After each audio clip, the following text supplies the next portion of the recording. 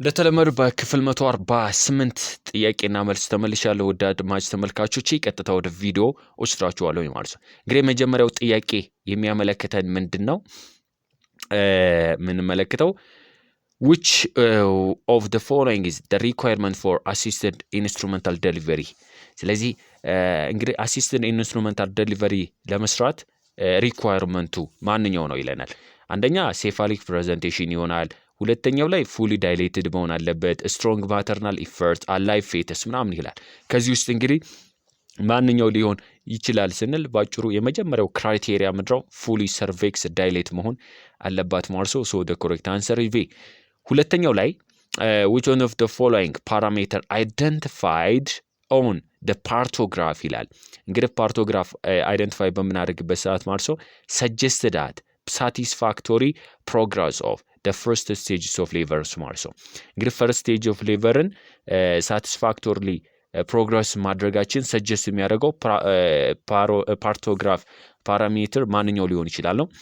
ላይ ሬጉላር ኤንድ ፕሮግረሲቭ ዩተራይን ኮንትራክሽን አንድ ቢ ላይ ስቲዲ ዲሰንትስ ኦፍ the fetus through birth canal ዲሴንት ማድረጓል።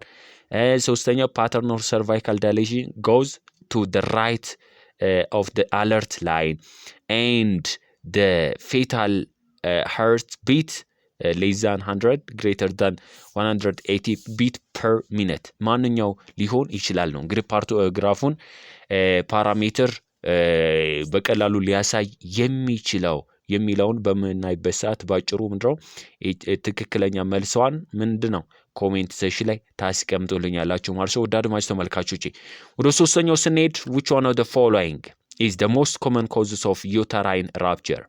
ለዚህ ለዩተራይን ራፕቸርስ most common cause የሚባለው ማን obstructed labors, previous CSSR, twins pregnancy and excessive uses of oxytocin።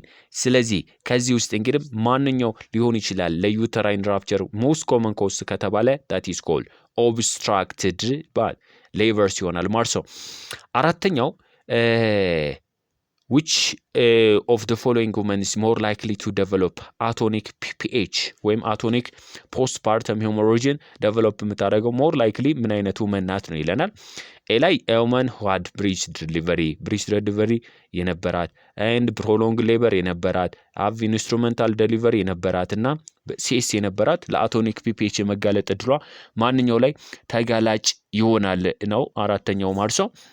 so the correct answer is በብዛት ምንድነው prolonged labor የነበራት ከሆነች ማርሶ ለአቶኒክ PPH የመጋለጥ እድሏ በጣም ከፍተኛ so the correct answer is what B።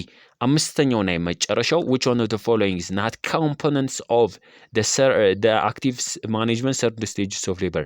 የthird stage of labor active management component ያልሆነው ማንኛው ነው? manual removals of placenta ትክክል ነው። ዩተራይን ማሳጅ ትክክል ነው። administering uterotonic drugs and oxytocin የሚባሉ ትክክል ነው። giving appropriate IM or IV antibiotics not component active management third stages of labor so the correct answer is what D ሆናል ማለት ነው። ወደ አድማጭ ተመልካቾቼ ለቻናሉ አዲስ ከሆናችሁ ቻናሉን ተቀላቀሉ። መንጌ ነበርኩ። ሰላማችሁ በዘት ይበለልኝ። ወዳችኋለሁ።